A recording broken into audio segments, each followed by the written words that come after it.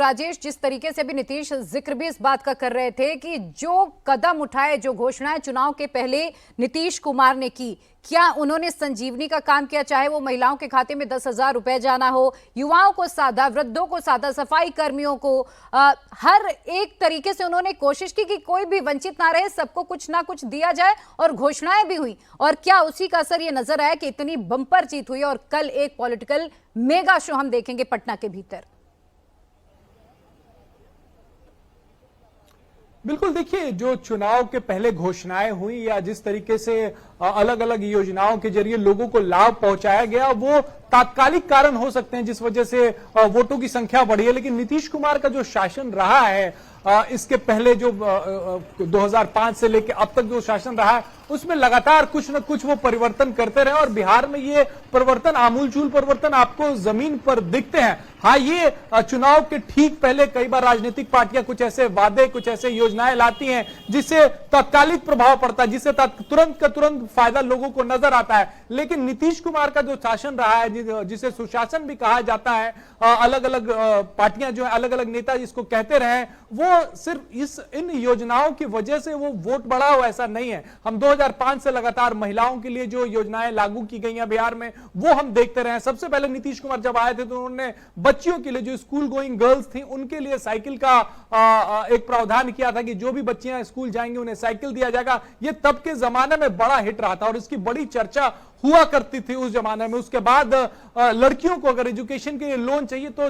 Loan दिया जाता था, उसमें सिर्फ 1% ब्याज लिया जाता था, जिसे बाद में खत्म कर दिया गया, जिसे बाद में 0% ब्याज पे उन्हें लोन दिया जाता था। साथ ही शराबबंदी की अगर हम बात कर रहे हैं तो शराबबंदी के बारे में लोग बातें करते रहे हो, उसके खिलाफ में बातें करते रहे हो, लेकिन शराबबंदी खास करके महिलाओं को ध्यान में रखकर लागू किया गया था, और महिलाओं के जहन में यह बात थी कि नीतीश उनके बारे में सोचते हैं, और यही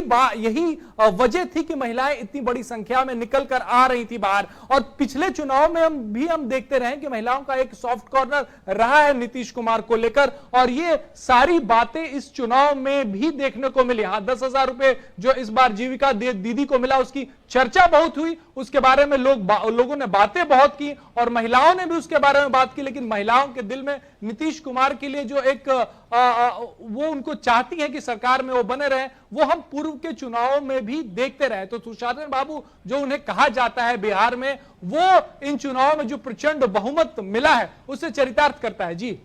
बिल्कुल देवेंद्र,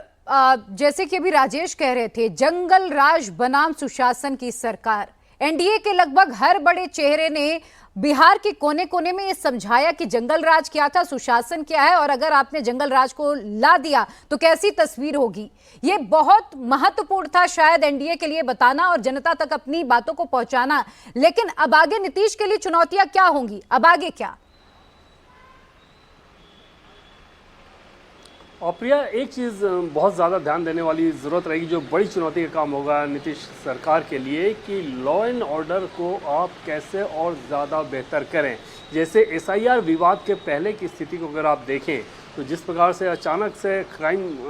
दिखने शुरू हुए थे, और आपको याद होगा कि किस प्रकार से बंदूक लहराते हुए नर्सिंग होम में जाके पिस्टल लहराते हुए गोली मारी गई थी, तो उन सारी तस्वीरों ने बिहार में सरकार के खिलाफ एक माहौल क्रिएट किया था। ये अलग बात है कि राहुल गांधी ने अचानक एसआईआर की एंट्री कराई और उन सारे इश्यूज़ को गौण करके एक नॉन इशू को इशू बनाने की कोशिश की, जिसका उनको खामियाजा भुगतना पड़ा। लेकिन आगे सरकार के लिए निश्चित तौर पर वो चिंताएँ रहेंगी कि कैसे, पहली बात तो ये है कि लॉ एंड ऑर्डर के मसले पर आप डिलीवर करें, दूसरी चीज़